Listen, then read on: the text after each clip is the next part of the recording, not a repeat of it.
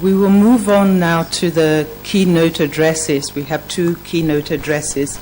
And the first keynote address will be by the Honorable Minister of Chiefs and Traditional Affairs of the Republic of Zambia and former EDCTP advisor, Professor Nkandu.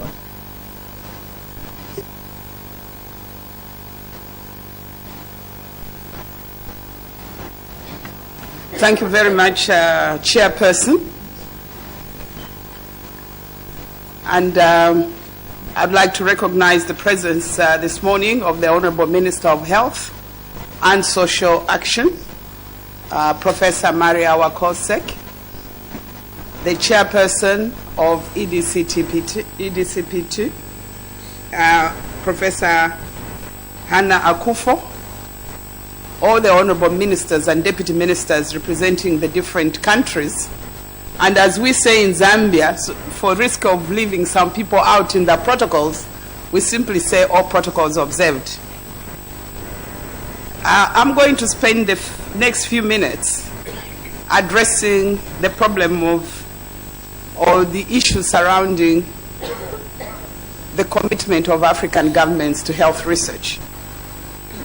And I want to start by first of all reminding ourselves as Africans and our partners that Africa continues to bear a disproportionate share of the global HIV, AIDS, TB, and malaria burden, and they remain the highest in terms of infection levels in the world, and that we continue to have new infections, and they are still a challenge because we need to address ourselves to them.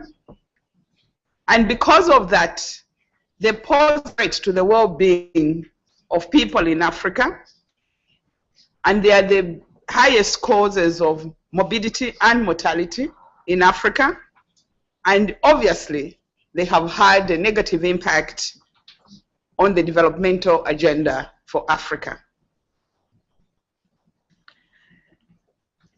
Despite all this, the good news is that African governments have mobilized themselves around these issues. We are reminded of a summit that took place in Abuja, where 56 nations gathered to stem the tide of HIV, TB, and malaria. This culminated in what is known as the Abuja Declaration and Plan of Action on Rollback Malaria. There was also an Abuja Declaration and Framework Plan of Action on HIV, TB, and ORID. Apart from the Abuja,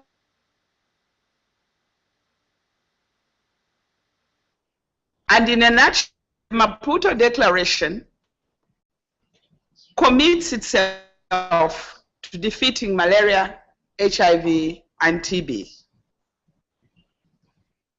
During the Maputo Declaration, there was also a commitment to promoting partnerships, which is very relevant to what we are discussing this morning. And there was a request to the UN family, such as UNAIDS, ECA, and other partners to help with the coordination of member states, monitor, and the implementation of the declaration.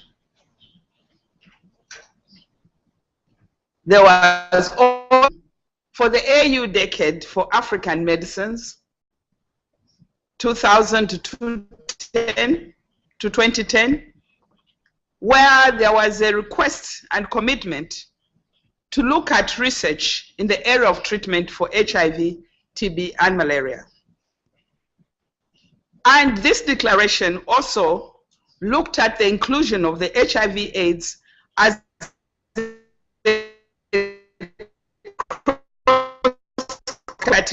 communities such as NEPAD. There was a formation of the AIDS Watch Africa Hour, formation of the Commission for HIV/AIDS and Governance in Africa, and Africa participated in its commitment to the Millennium Development Goals. as we heard from our high-level representative, there was a commitment in Bamako to allocating a certain percentage of the health budget to research, and some countries have started honoring that commitment. We are aware that South Africa is one of the countries that has committed.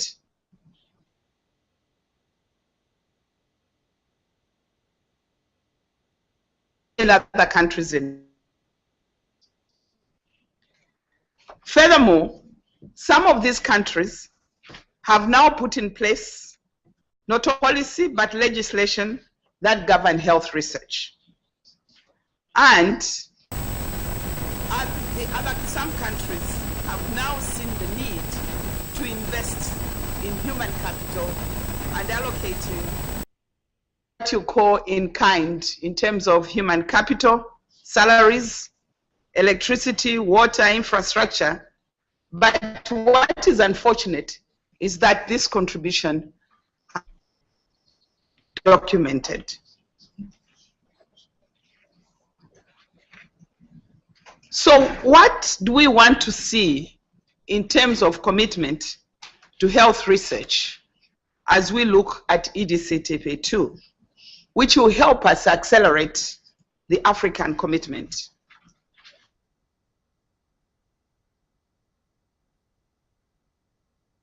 Having participated in a lot of partnerships is very unique in that indeed it has invested heavily in health research on the African continent.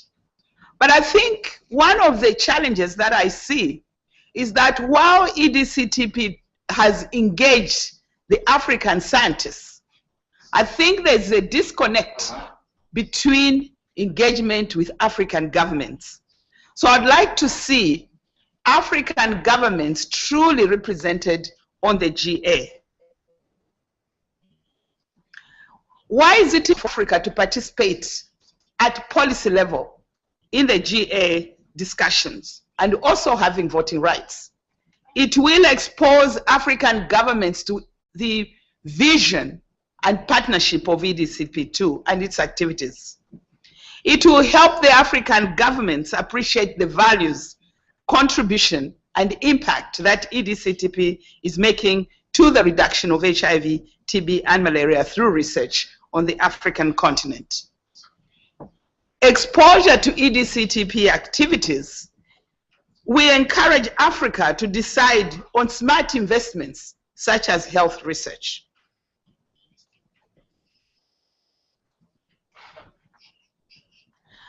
The structure that existed under EDCTP1, although it provided robust, the exclusion of governments was detrimental because it's governments that drive policy and also who control the purse. And I think that African governments need to sit down once exposed to the activities of EDCTP to either decide to participate by creating African country clusters or participate through the regional groupings, and I'll come back to that. But whatever architecture we take as African governments must be thought through, and there must be a platform for creating inputs as the representatives go to the GA,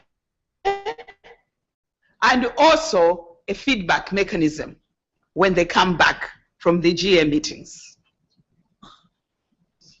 And what I mean by clusters, Africa does have certain clusters. For example, East Africa does have a platform where the three countries, Uganda, Kenya, and Tanzania meet, and some of the East African countries.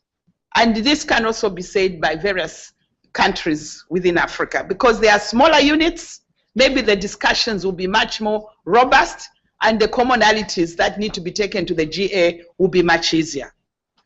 If that is not desirable, I'm also suggesting participation through regional groupings, such as the AU, the NEPAD, WHO, SADC, ECOWAS, EXA, and so on and so on.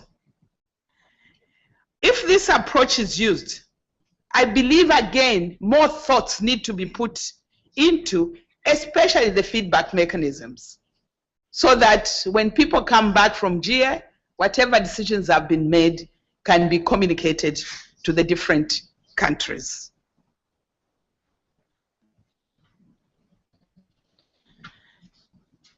Many times it is said that Africans are not contributing and not committed. This is because African countries have not quantified their contribution. And I want to take on to the activities of EDCTP1 and the investment that EDCTP did into African countries. Yes, resources were sent to countries. However, the countries contributed through human capital. The countries also contributed through infrastructure. They gave space for research. They paid salaries for the human capital. They paid for electricity and water. But what is sad is that Africa has not been able to quantify this and share it with the EDCTP as their contribution. And I'd like to suggest, as part of the commitment, that this is quantified and shared with EDCTP. The salaries, the laboratory space should all be quantified.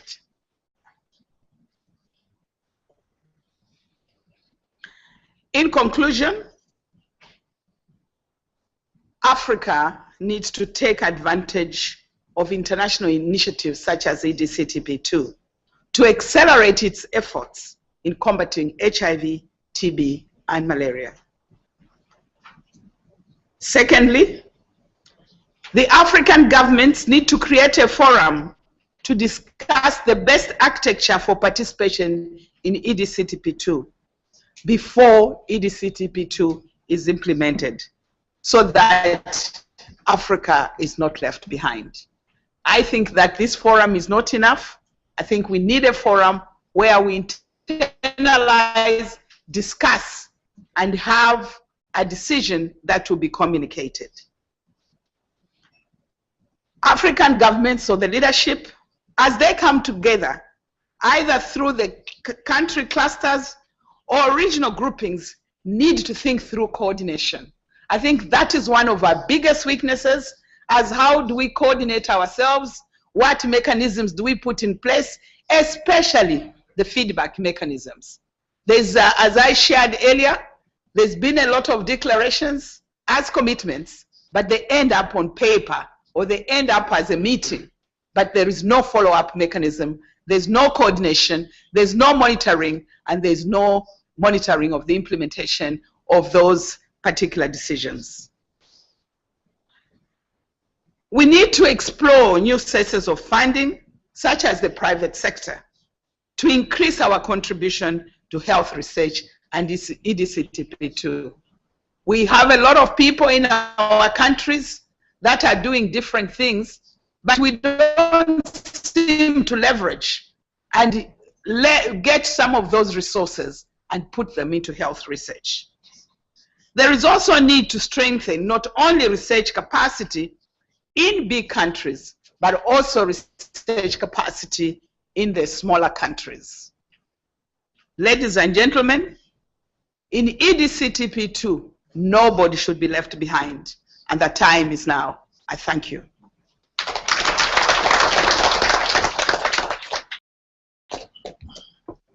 Thank you very much for your opening keynote address. I would like to move on and ask our next speaker, the Honorable Deputy Minister of Science and Technology of the Republic of South Africa, Advocate Michael Masutha, and for him to present, and then afterwards, if time permits, I would open the floor for just some clarifications or some comments from the floor. So Please, the floor is yours, Honourable Minister.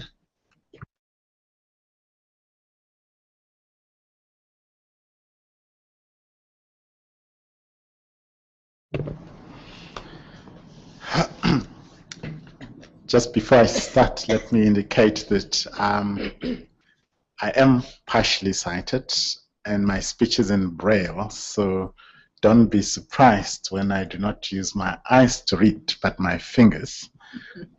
Might be a novel to many people, but I've been a member of Parliament for the last 14 years, and I think sometimes I wonder if colleagues will ever get used to me reading in this mode. But on a more serious note, Professor Awamari Kolsak, Minister of Health and Social Action, Senegal. And may I, before I proceed, start by thanking you for hosting all of us to this very special event, but also request you to convey, and I believe I do so on behalf of all of us, our sincere gratitude to His Excellency President Thur for the generosity and the warmth we have thus far experienced since we have arrived at your country. In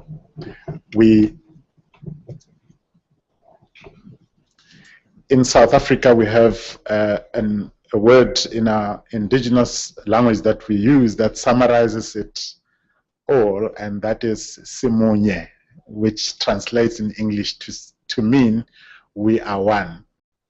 We are indeed together in this. And I think if I were to choose a theme for this occasion, I would say it is about partnerships, building partnerships. It's about cooperation, mutual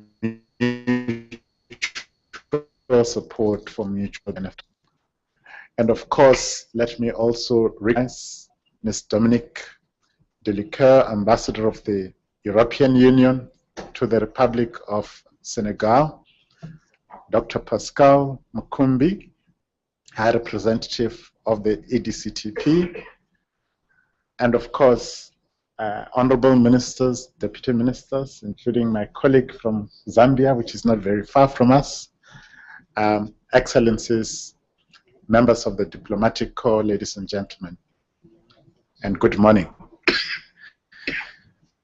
It is indeed a great honor for me, having just recently been appointed Deputy Minister of Science and Technology in South Africa, to participate at a gathering of this significance.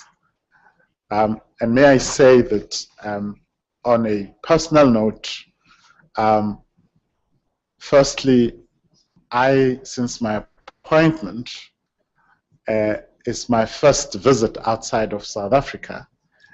And so I feel special, or rather feel this special connection.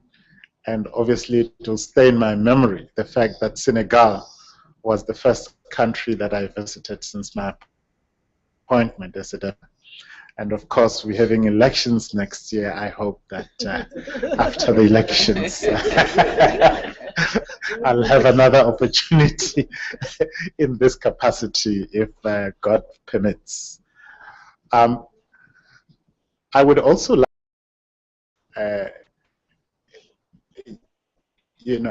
express a sincere sense of warmth. We are one people as African people. We have a common ancestry. The historians and the scientists will tell us more.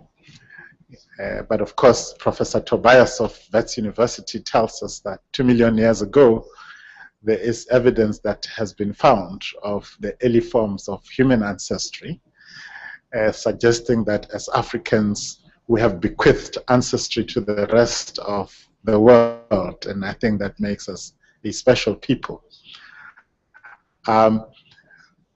We have many challenges as a nation, as a people, but I believe that we can turn our challenges into opportunity. And the best way to do so is to do something which is particularly African, and that is to invest in our own people, to turn our people into a resource through education, and in this instance, to ensure that we build healthy nations, educated nations, that have the capacity and the skill to respond to the many social and economic that continue to bedevil us. Now, dear colleagues, you'll recall that South Africa in November 2012 had hosted the first high-level meeting which brought together policy and decision makers and a range of experts from various African and European states to discuss plans and commitments for the new phase of the EDCTP. Our own Minister of Science and Technology, the Honorable Minister Derek Honeycomb, and the European Commissioner for Research, Innovation and Science, Ms. Maere Jovagan Quinn, apologies for my pronunciation, led over rich and intense discussions on how best to make Africa a full partner in EDCTP. It was a good start, but much more remains to be done. We are therefore most grateful to the government of Senegal for taking the process forward and so generously hosting this meeting. During my address this morning, I would like to briefly reflect with you on why South Africa so much appreciates cooperation under the EDCTP, and then share with you our thoughts on how African participation in especially the governance structures of the EDCTP should best be structured. The latter being the key topic of discussion at this meeting. South Africa and the European Union have always been committed to also using our bilateral partnership in science and technology as a vehicle to facilitate and contribute to strengthening the broader Africa-European Union cooperation in research and innovation. In this context, the cooperation under EDCTP is truly one of the flagships of not only the South Africa-EU, but also of Africa-EU cooperation. From a national perspective, we are, for example, very proud of hosting the EDCTP Africa office, as you would be aware, at our Medical Research Council in Cape Town since 2004. We remain committed to host this important office. Ladies and gentlemen, the facts speak for themselves, and other speakers have already elaborated on the importance that this particular partnership represents. No one can dispute that research or researchers in my country and many other researchers on the continent working on new interventions to fight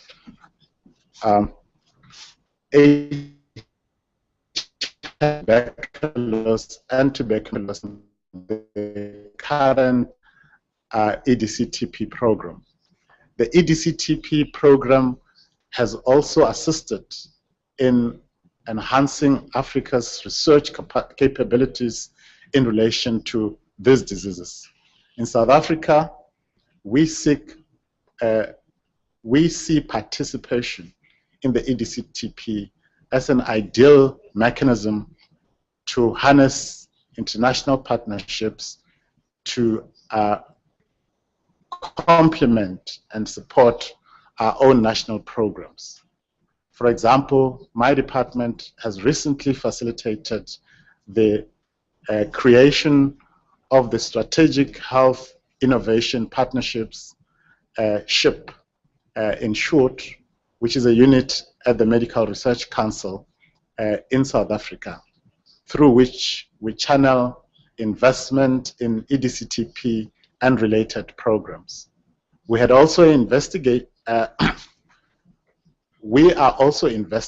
the possibility of investing in a Grand Challenge Africa program with the Bill and Melinda Gates Foundation, supporting research and innovation to fight disease.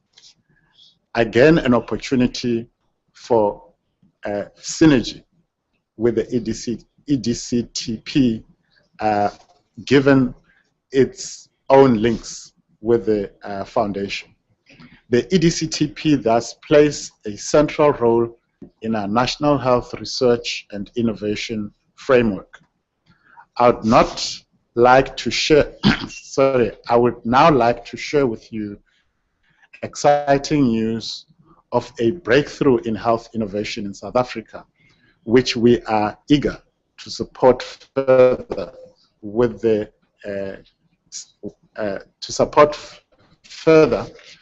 partnership that is established under the EDCTP. I'm talking of the discovery of the candidate malaria drug named, I hope I'm calling it correctly, MMV90048. I hope it's by Professor Kelly Chibale, who I understand is of Zambian origins, yes. Which again shows how interconnected we are as Africans in terms of sharing our who is of the University of University of Cape Town, of which many of you will be aware. We hope that this will be the first African discovered and developed drug that could be utilized. The EDCP net that could utilize the EDCTP network once it reached the phase for clinical. So that's in the past, through our national budget, significantly invested in funded projects. We will continue providing such support to South Africans, to South African institutions, advancing the process to ensure promising discoveries such as the malaria drug I've just alluded to are brought to the people who need it most, which is our citizens. Let me repeat South Africa's appreciation of the announcement made by the European Commission during the first EDCTP high-level consultation in 2012 on the continuation of the EDCTP, and more so of the most appropriate proposal of broadening the partnership's focus to also cover other neglected infectious diseases and the full cycle of clinical trial phases. We took note of the pledges by African partners in Cape Town to contribute to the planning of the EDCTP to ensure relevance to African challenges and better alignment with existing African national and regional initiatives. In line with our commitment, like to confirm that South Africa stands ready to respond in cooperation with African and European partners to actively support EDCTP. We remain committed to the EDCTP and pledge our full and active participation in the preparation and implementation of its next phase. We will continue to render researchers participating in the program. We will continue to strive to find synergy between our national programs and the EDCTP to have maximum impact of our joint efforts. Let me now turn to the key issue under consideration at this meeting, the future governance of our partnership. African co-ownership is a truly effective partnership which will deliver on the pressing needs of our populations to eliminate the scourge of these will only be realized if African co-defines and co-manages, co-defines and co-manages and co-funds the partnership with our European partners.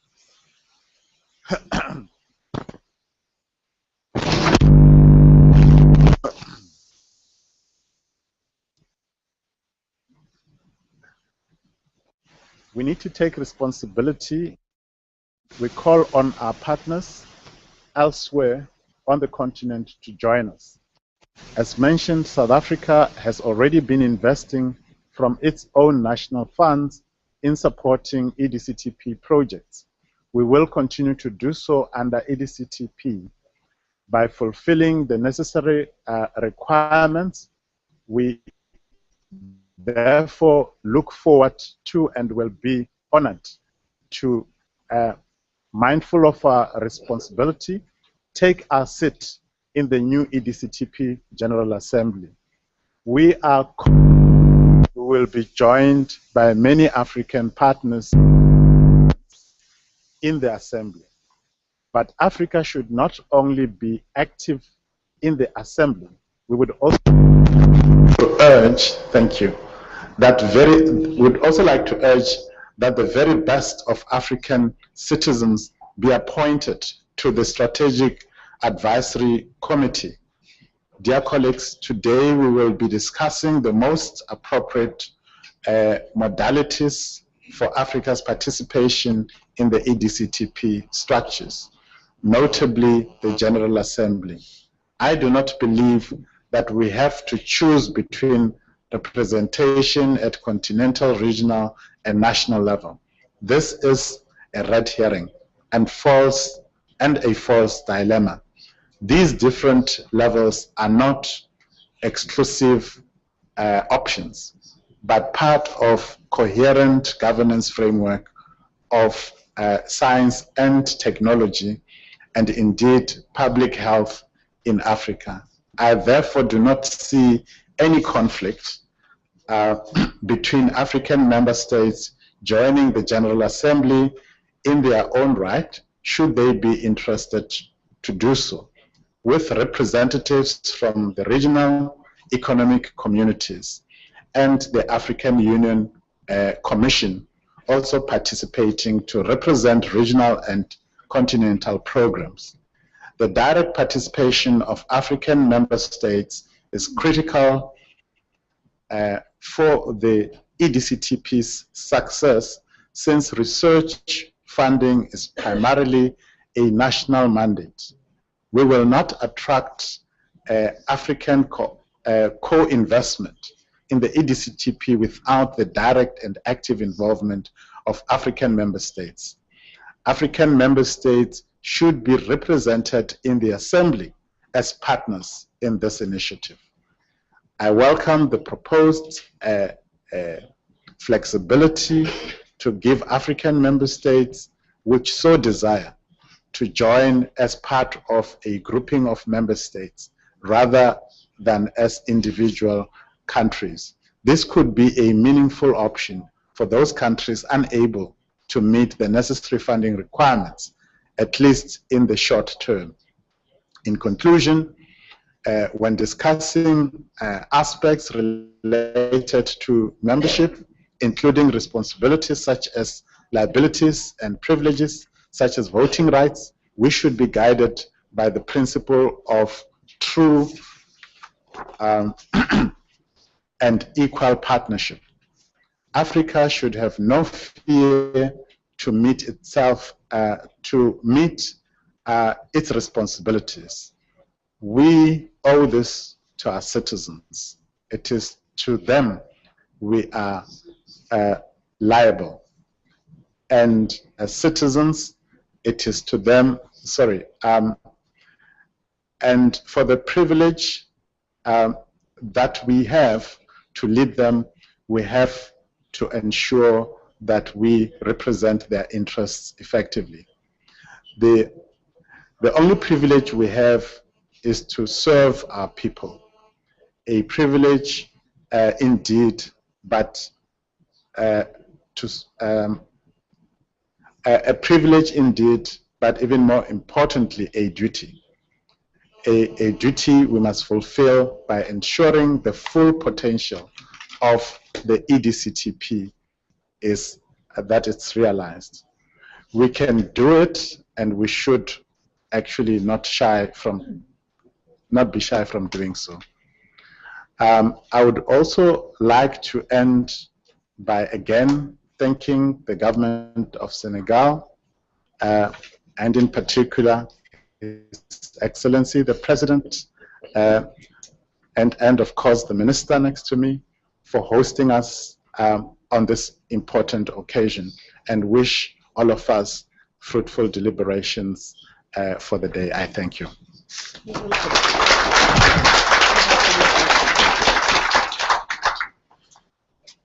Thank you very much for both of these clear keynote addresses. And I said earlier that there may be time for clarification, but I would suggest that what has been said has been pretty clear. But of course, during the course of the day, both of the keynote speakers will continue to be here, and as we deliberate, some questions might be directed at them. But I'd like to thank you both and for your presentation. So at this time, we're just in time to have the coffee break, and there will be ample time for one-on-one discussions. We have made the time, so we will have a half-an-hour coffee break and reconvene here at 11 o'clock. Thank you very much.